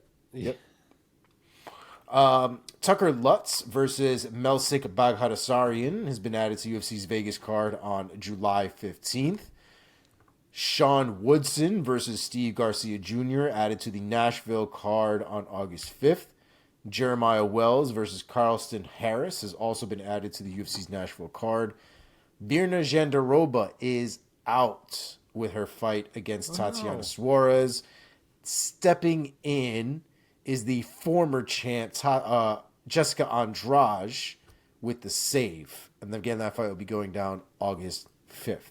Headlining that August 5th card will be Corey Sandhagen and Umar Nurmagomedov. That is a crazy... I can't even believe that fight actually got booked. That's a wild jump for Umar. A very dangerous fight, I would think, for Corey to take. But I'm so here for it. Hell yeah, man. Yeah, it's an awesome fight. Next on the list, we have Andrea Lee versus Natalia Silva. That's been added to the UFC's 292 card on August 19th. We have Ian Gary versus Jeff Neal, also added to UFC 292 on August 19th. And headlining, no, not headlining, probably co-headlining that card, Henry Cejudo versus Marlon Chito Vera. That is a crazy fight. That means Henry Cejudo stays at bantamweight and continues to try to climb his way back up to the bantamweight belt. Chances are he's expecting Aljamain to move on, which means he'll probably get a closer or a faster shot to the belt than he would if Aljamain stayed champion. So should be interesting to see how it all plays out in the end. Waldo Cortez Acosta versus Lukacs Brzeski has been added to UFC Singapore card on UFC 26th and on August 26th, Max Holloway versus Chan Sung Jung has been added to UFC Singapore as the headliner. Again, that will be going down August 26th. For reference, I hate it. Cyril Gane versus Sergey Spivak has been added to UFC's Paris card and will be headlining UFC's Paris card on September 2nd. Along with that fight, Volkan Ozdemir back in the mix against Azamat Mirzakhanov. He looked so good in his last fight. Ozdemir, right? Is that what you're talking about? Yeah, he did. Next on the list, Kaikar France versus Manel Kopp. That fight is in the works for UFC 293 on September 9th.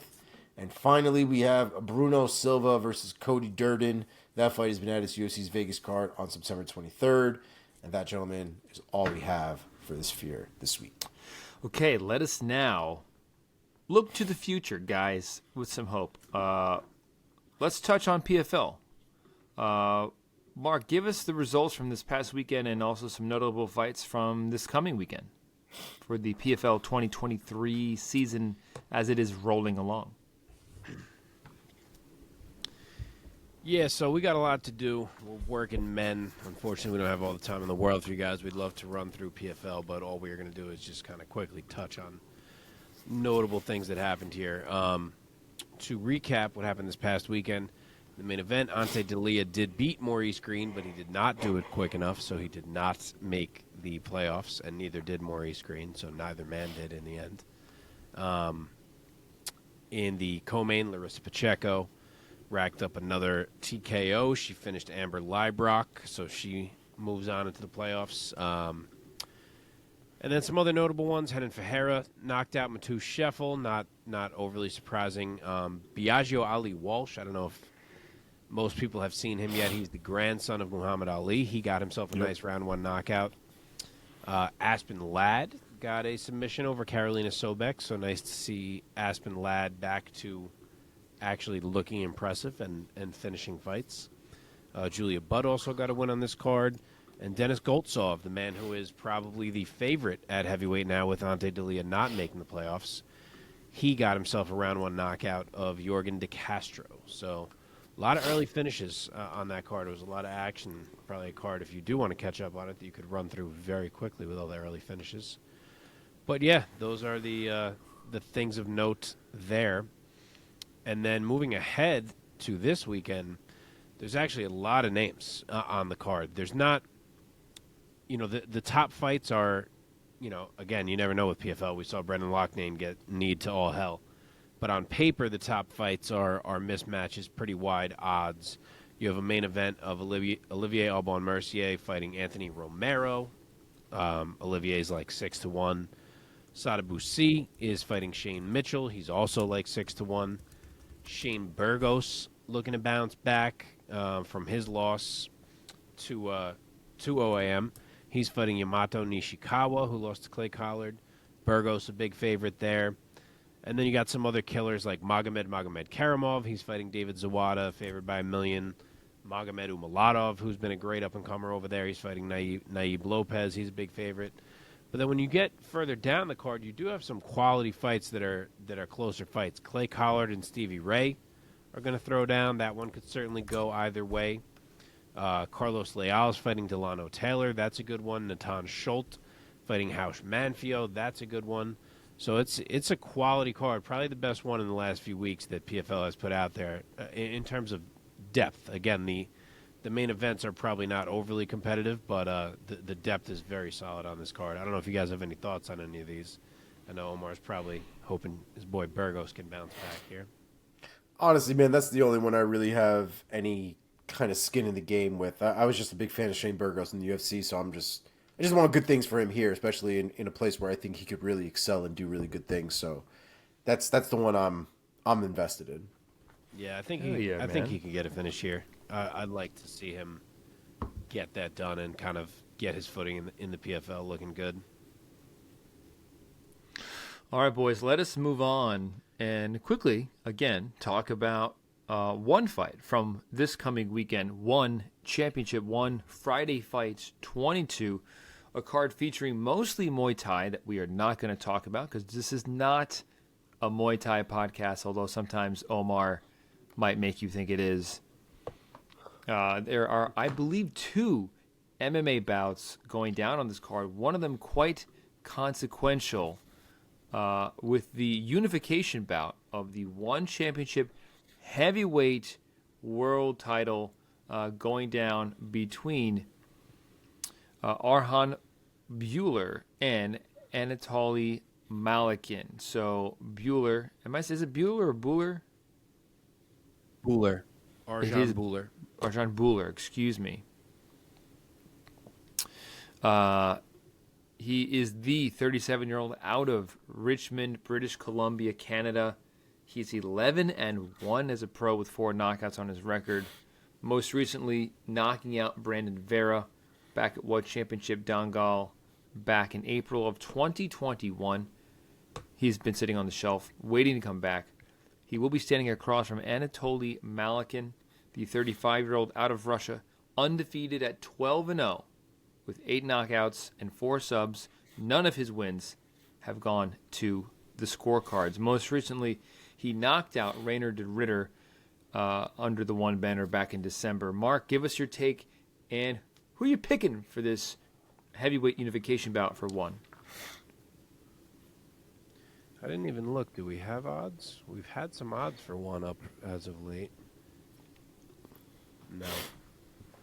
Doesn't look like we do. Hold on. Let's see. Bear with me 1 second, people. Trying to get you some odds if they're up on this other site. And yeah, they are. Oh, wow. Wow. Malykhin is about minus 1,000. Wow. Bhullar is like plus 600. So, wow. I knew Malykhin was going to be the favorite. I didn't know it was going to be quite like that. But yeah, as you said, heavyweight unification bout here. We've been waiting for this one since the second we saw Anatoly Malykhin school Rainer de Ritter. He's been calling out Arjan Bhullar for a while, waiting for this fight, and now he gets his shot to become the true one heavyweight champion, and I don't think he'll miss it. Arjan Bhullar is a good fighter. He can beat a lot of guys. Let's not forget he was 3-1 during his run in the UFC. But I think Anatoly Malykhin is the more special fighter here. The aggression, the power that he carries, the takedown defense that he's shown, I think he poses a lot of problems for Arjan. Not to mention they're the same height, but Anatoly has a 4-inch reach advantage, which I can see being a big factor here. So I think he finishes it. Give me Anatoly Malykhin round 2 knockout. Omar. There's a lot here, man, as far as, things to work with, right? Arjan and Anatoly kind of have the same amount of experience when it comes to their official records, right? So even them being, 12-0 and 11-1, it's not like one person has significant experience over the other. I think where they kind of differ is their approaches to the game. Malykhin is going in there to kill people, and has become very successful at doing so. Whereas Arjan, while aggressive, still kind of squeaks out a lot of his fights. Not squeaks out. That makes it sound like they're a lot closer to what they tend to be. But it still relies a lot on a ground game and a significant nullification of the other person to kind of come out with the decision. His last fight against Brandon Vera, via TKO, Brandon Vera has been in the game for a lot longer than he's needed to be. So I take that fight with a grain of salt personally. And I find the win over Reinhard Ritter a little bit more impressive in my opinion. I think Malykhin is a beast, man, and I think he's a killer. I'm going to go with Malykhin by second round KO as well. Wow, well, we are unanimous. I totally agree. I like the fireworks and the power coming out of the side of Malykhin here. I'll say round 1 knockout, giving Bhullar his first ever loss by getting finished with strikes. And I'll say round 1 because Malykhin is a fucking buzzsaw.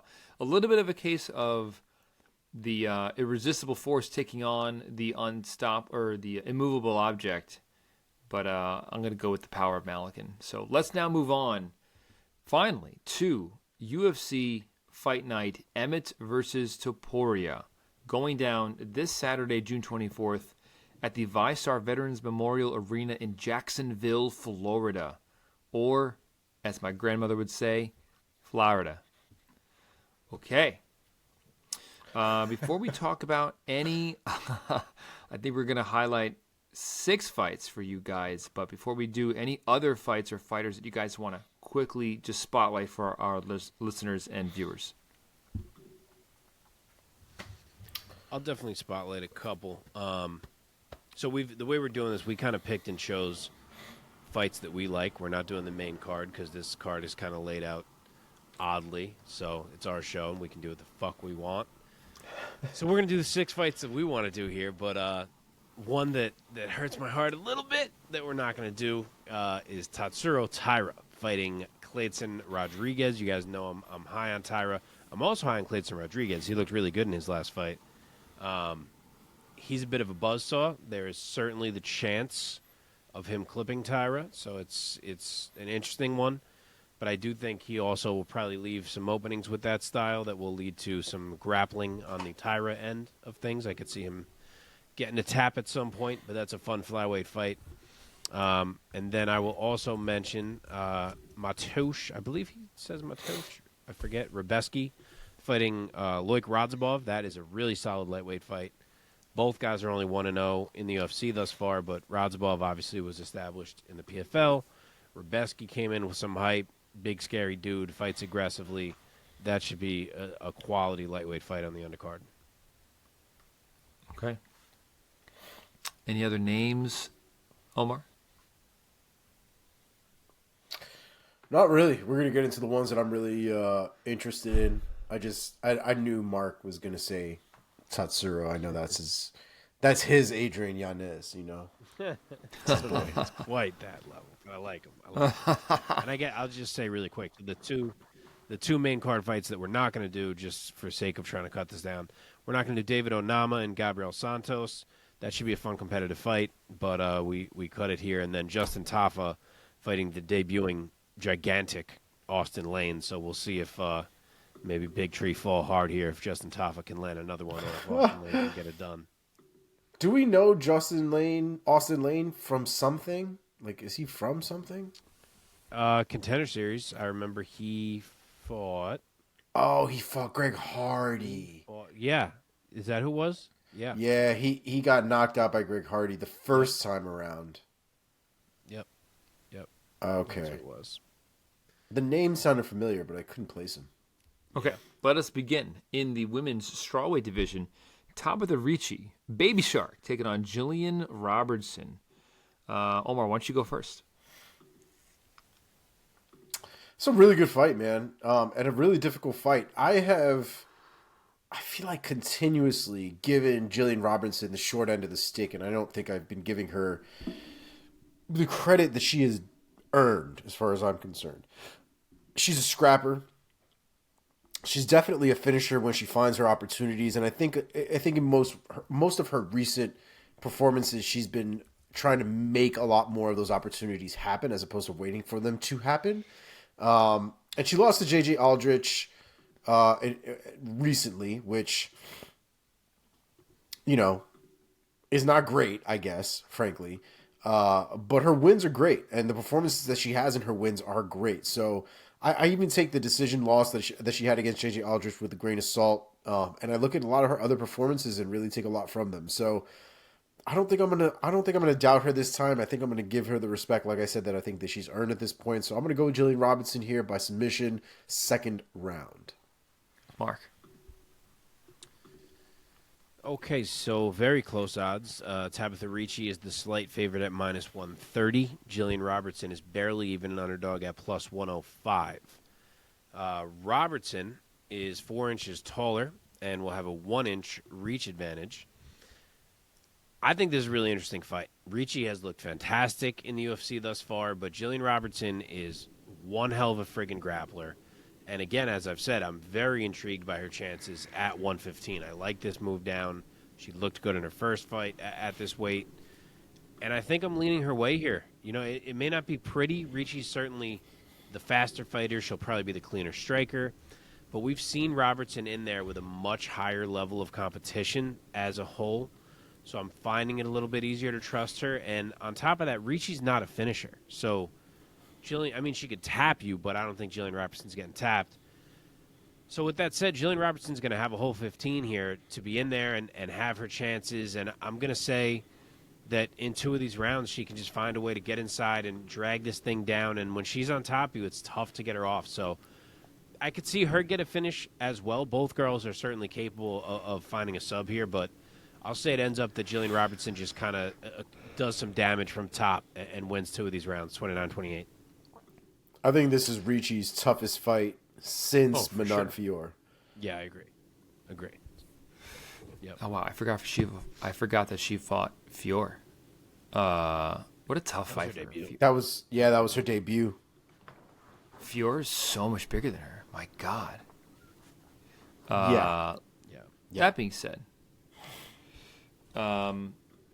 great points about Gillian Robertson. This is going to be a feel pick for me because I like Tabatha Ricci. I think what I really like is that shark fin she's got on the back of her. No, but I have also been very much impressed by her thus far in her UFC run here. I think this is a close fight, and the odds reflect that. Gillian Robertson moving down is also intriguing, but I think Ricci's going to be the more scrappy and active striker on the feet and is proficient enough on the ground. I think she scores on Robertson with strikes enough to eke out a split decision. I'll say Ricci by split. Okay, moving on to the welterweight division with Randy Brown taking on Wellington Thurman. Mark, why don't you take this one first? I'll queue up the fights more like I usually do when we get a little further up into the main card. Okay, cool. So Randy Brown's the favorite here as expected. He's -250. Wellington Thurman is +200 as the dog. Big size advantage on the side of Randy Brown, which is funny considering Thurman is coming down from middleweight. But Randy Brown is 3 inches taller, and he's going to have a 6-inch reach advantage. And I honestly feel like this fight is as much of a mismatch as those measurements are. Thurman's a tricky guy. He's got some good grappling. But, it's the kind that we see work against guys who are just not on the level of a Randy Brown, to be honest. Randy Brown's a great all-around fighter. I think he can keep Thurman off him for the majority of this fight. And I think anytime there is space between these two, Randy Brown is going to be boxing his face off and kicking his face off and everything else in his face off. Randy Brown's just a really high-level fighter. Add in the speed, add in the reach advantage. It's all Randy Brown in this one for me. I will say he gets him out of there by round 3. Round 3 TKO. Omar? God damn it. It was the same fucking pick I had, too. I kind of feel the same way, man. I keep having this image of Turman going for something dumb like a heel hook or something a little bit more Hail Mary-ish than he should against a guy who's as long as Randy Brown, who can cover as much distance as somebody like Randy Brown. And I see him getting TKO'd. I see him getting hammer fisted into the ground. So I'm going to go with Randy Brown again by third round TKO. Well, we're unanimous once again. I too like Randy Brown, and I think a lot of people might be sleeping on him a little bit, given how his last fight went against Jack Della Maddalena. Got to remember, prior to that, he was riding a 4-fight win streak in the UFC. I think a lot of people are going to be reawakened to the talent that is Rude Boy Randy Brown out of Jamaica. I like his well-rounded skill set. I think Wellington Turman is a super tough guy with good ground skills, especially with 8 submissions on his record. I see Randy Brown getting his hand raised in this one, so I'll say Randy Brown takes it on the scorecards. Give me Randy Brown by unanimous decision. Okay, next up, also in the welterweight division of fights that we are previewing here, Neil Magny taking on Philip the Fresh Prince Rowe. So Neil Magny, of course, one of the longest tenured fighters on the UFC roster, the 35-year-old out of Brooklyn, New York. He is the Haitian sensation. His record stands going into this weekend at 27 victories with 10 defeats. Most recently, a losing effort against the great Gilbert Burns back in January of this year. Phil Rowe, undoubtedly the biggest fight of his career, probably the toughest opponent of his career. He is the 32-year-old out of Queens, New York. That's right, we have Brooklyn versus Queens. I love it. His record stands at 10-3. Of his 10 victories, 4 have come by knockout. 6 have come by knockout. The other 4 have come by way of submission. The man is a finisher. He is riding a 3-fight win streak coming into this weekend, most recently TKOing Nico Price back in December. Omar, start us off with this one. Give us your take and your pick of Magny versus Rowe. You know, I've never really been super high on Phil Rowe. I like him. I like his performances, but like I don't know what it is. There's something that's just left to be desired from him. What I will say is Magny to me is still that dude. Maybe I'm still at this point overestimating Magny. Maybe Magny is not as good as he once was, but I still have confidence in Magny. I really think the guys that beat Magny are guys that are at the very tippy top of the mountain. And I don't know if I consider Phil Rowe to be that as of right now. He could prove me wrong this weekend, and I'm assuming a lot of other people who are going to be picking Magny to win this weekend as well. But until he does that, I'm going to be sticking with Neil Magny here. I think the experience is going to work in his favor. Hopefully his recent loss to Gilbert Burns and to Shafkat, again, these are all killers. Hopefully that doesn't deter him any. But I'm going to go with Neil Magny here by unanimous decision. I'll go next. Man, it's hard to not love Neil Magny. He seems like such a good guy. And he has reached so close to the precipice here, to the summit, so close a couple times. And he fell short against Shavkat. He fell short against Chiesa. He most recently fell short against Gilbert Burns. Not quite able to break into that upper echelon at welterweight. And I think he's going to drop 2 in a row this time. And I think that this is going to be, I'm predicting that this is going to be somewhat of a breakout performance for Phil Rowe. He is a finisher. I see him getting another finish over Neil Magny, and people are going to really start taking notice to the fireworks that he brings into the cage at 170 pounds. Give me Phil Rowe by knockout round 3 over the very tough and established Neil Magny. Mark, your turn. Okay. Neil Magny is favored. He's getting his respect being the vet that he is. He's minus 170. Phil Rowe is plus 140. They are the same height and same reach. When do you see that in a Neil Magny fight? That's pretty crazy. Mm-hmm. And I'm pretty torn on picking it, to be honest. I know we still, as Omar said, and I think Mike might have said too, we still see Neil only take losses to studs. And I'm not sure that I believe Philrow is that, but I'm still kind of considering him here because the fact that he can match Magny's length is a real factor for me because Magny's not going to be able to play that same jab game that he loves to play without eating shots in return from Philrow. And Philrow's shots, I think, carry more power behind them, honestly. Magny's more of like a swarmer. Phil can catch you with one. And, of course, Magny, yet you say he could go to the wrestling, he could go to the grappling. But Rowe seems to be making considerable improvements in those areas as well. I know he takes a ton of grappling matches outside the octagon, working on that. He is a black belt. So I don't know. I think it hinges there. I think it hinges on whether Magny can control Rowe enough. Because I think if he can, he wins. And if not, I could kind of see Rowe find something. But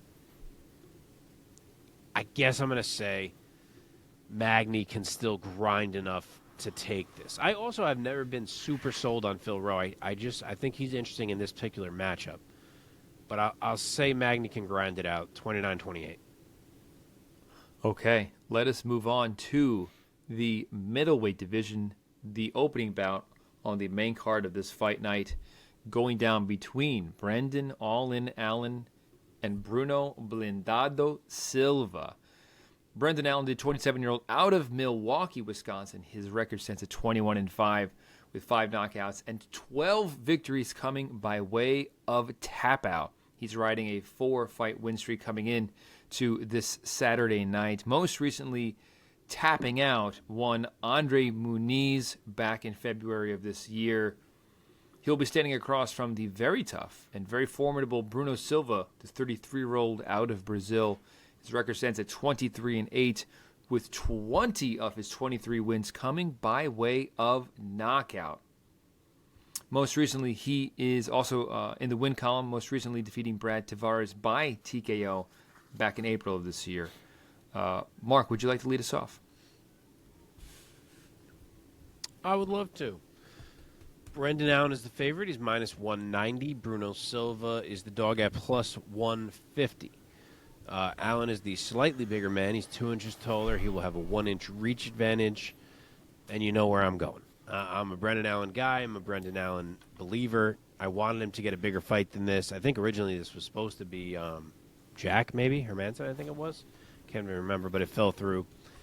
And he got Bruno Silva, which is obviously not quite the same level. But full disclosure, Bruno Silva is a dangerous opponent. And I also like Bruno Silva. He had that one weird performance against Mearshart where I thought he looked really bad. But I've been high on him other than that. And he is a really dangerous guy who could end this at any moment. His blitzes are Belfort-esque at times. So him catching Allen is not out of the realm of possibility, but I will say that Allen can avoid a big shot, and I think he just will mix it up too well. As skilled as Silva is with his jiu-jitsu, even though we don't see it very much, I think Brendan Allen has shown us just how high level his grappling is, and I think he can lean on that here. I think the grappling, or at least the mixture, I think he's okay on the feet as long as he plays it right. I think the mixture between the striking and the grappling to kind of keep Silva on his toes, tire him a bit as the fight goes on, I think that's what gets it done for Brendan Allen, and I'll say he wins a decision.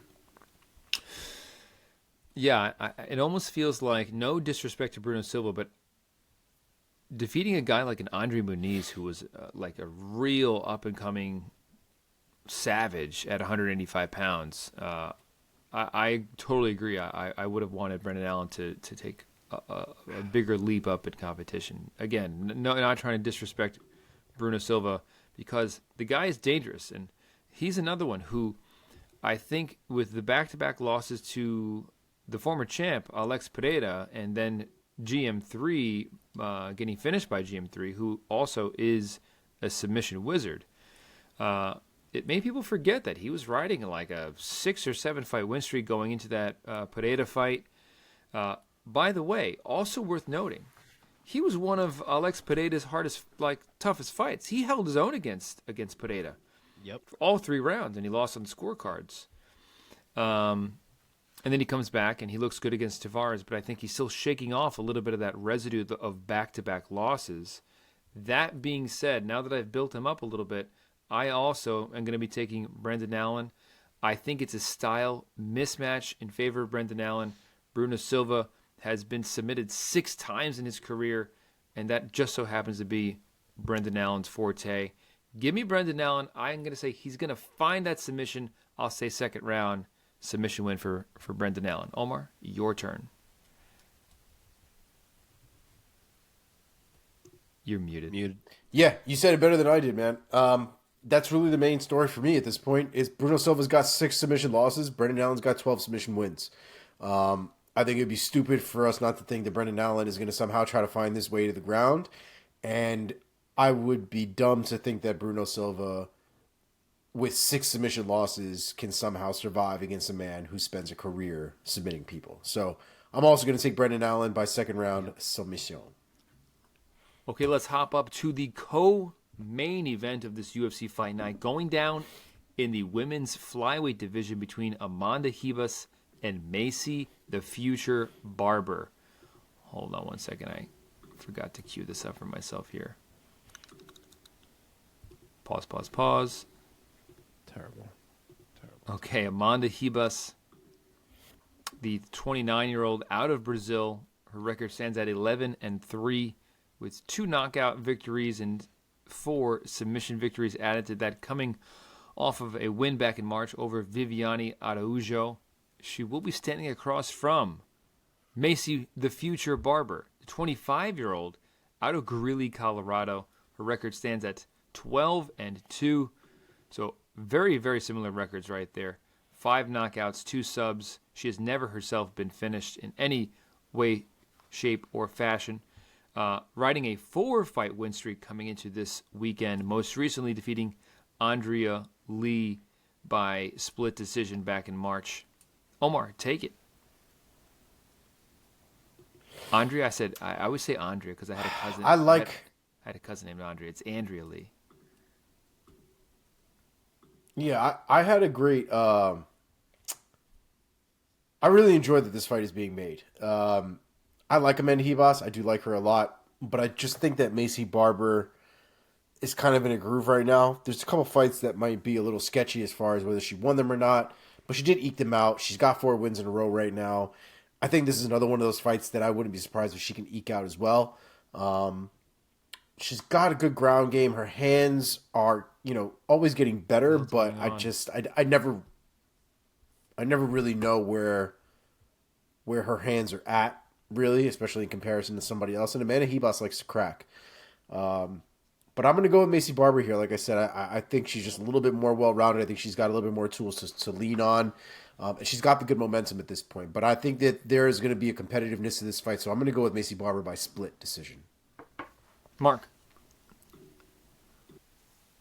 Okay, Amanda Ribas is a 2-1 favorite. She's minus 200. Macy Barber is plus 160. Wow. There's a 2-inch height advantage for Barber, but a 1-inch reach advantage for Ribas. And you know where I'm going with this fight as well. Back-to-back fights with fighters I really believe in.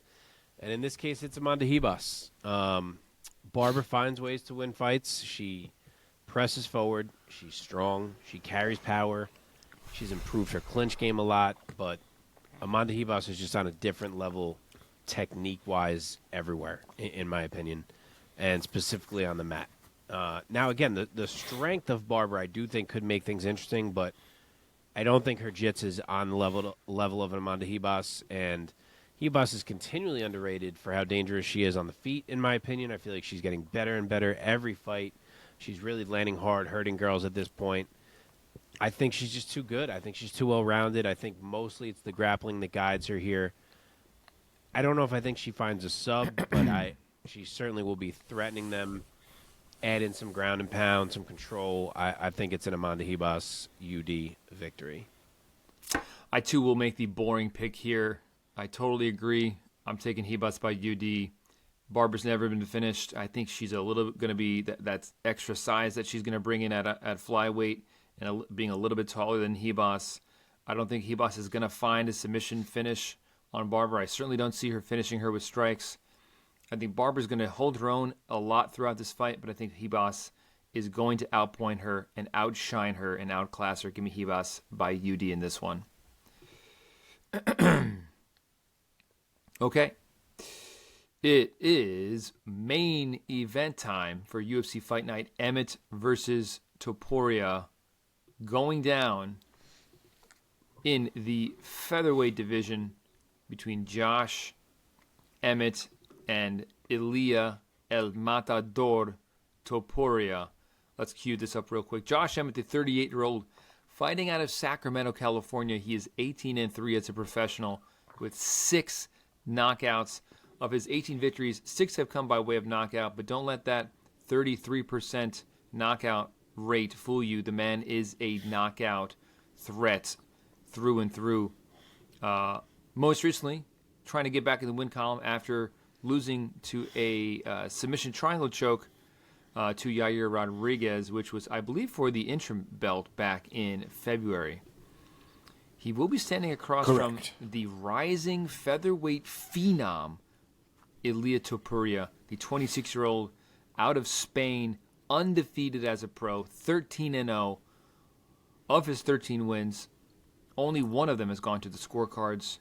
8 have come by way of submission. 4 have come by way of knockout. And once again, it needs to be said for Topuria, just like I said it for Emmett, even though he has only won 4 of his fights by knockout, the man is an incredible striker, incredible knockout threat. I will be making my pick first because this is the easy one to get out of the way for me. I will be taking Topuria. Does Josh Emmett have a puncher's chance? Hell yeah, he does. He also has a tremendous record. I always like double take at Josh Emmett's record that he's 18-3. He's only lost 3 fights in his pro career. That being said, I'm going to go. I have to stick with the undefeated phenom in Topuria. I think that Josh Emmett has only been knocked out by Jeremy Stevens. Happened in the second round. Give me that same result. Second round knockout for Topuria, handing Josh Emmett his second knockout loss. Who would like to go now? I will go next. I also like Topuria here. Topuria is a bad motherfucker, man. That dude's got so much power. He's got submission skills in his belt. He is a well-rounded overall killer. As much as I like Josh Emmett here, Josh Emmett has kind of shown us his game, and I would imagine if we can see it, Topuria can see it too.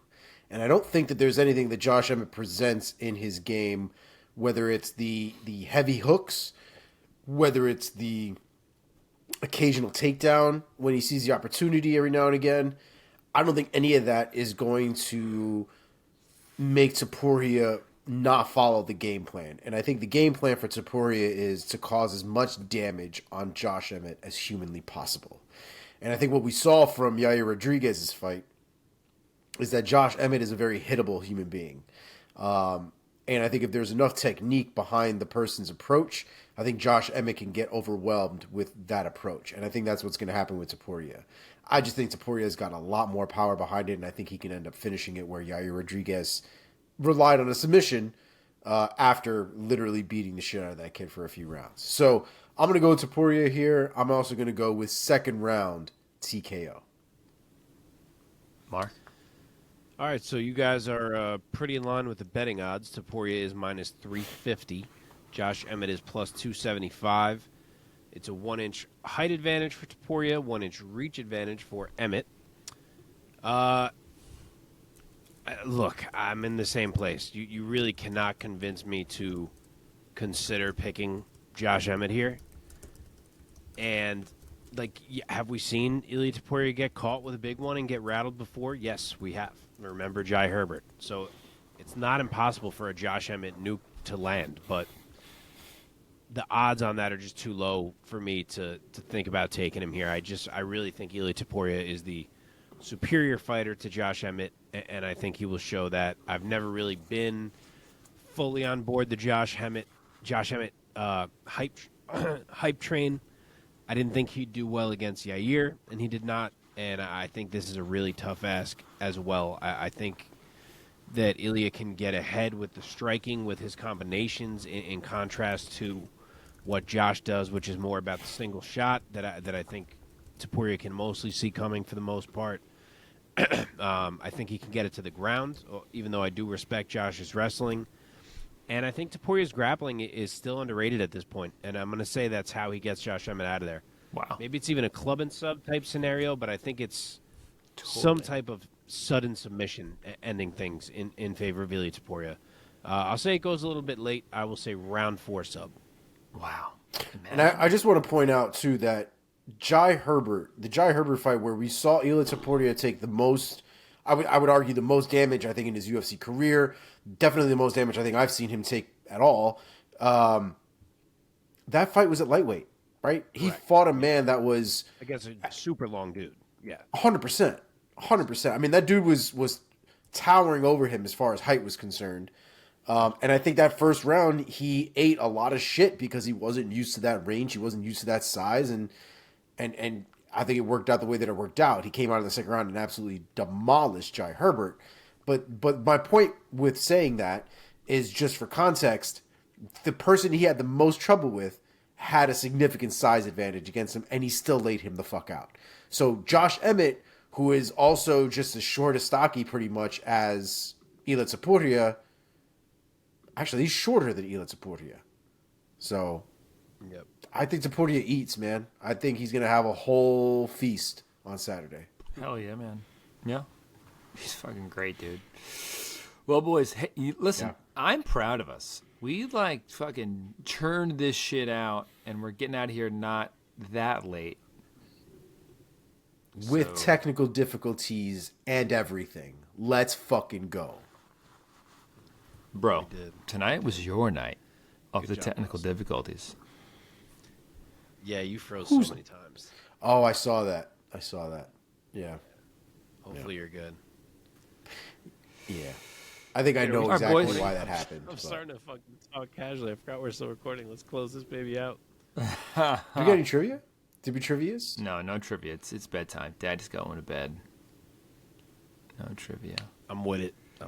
Sorry, people. All We'll right. be back with the trivia next week. Maybe I'll even come with one myself. Oh, episode 100. Mark's got to come with a trivia question. Yeah, got it. Dude, episode 99. We have done this 99 times. And next week we will do it for our 100th time. What should we do? Should we wear like suits? Should we dress up? One thing's for Who sure. the hell can I look better will than be. what Mark looks right now? I will be having a cocktail. You see him? That is for sure. Yeah. We gotta have a cocktail. Perhaps I will have a cocktail, since I never have a cocktail. Wow. I would need to get some sort of alcohol to have a cocktail, so I might need to figure that part out. That'd be big. All right, boys. Well, All right, boys. everybody get home safe. Did it. Folks, enjoy the fights this weekend. You got UFC action, PFL action, and one championship action. And we will be back next week for episode 100. All right. Yeah, buddy. Peace. Peace!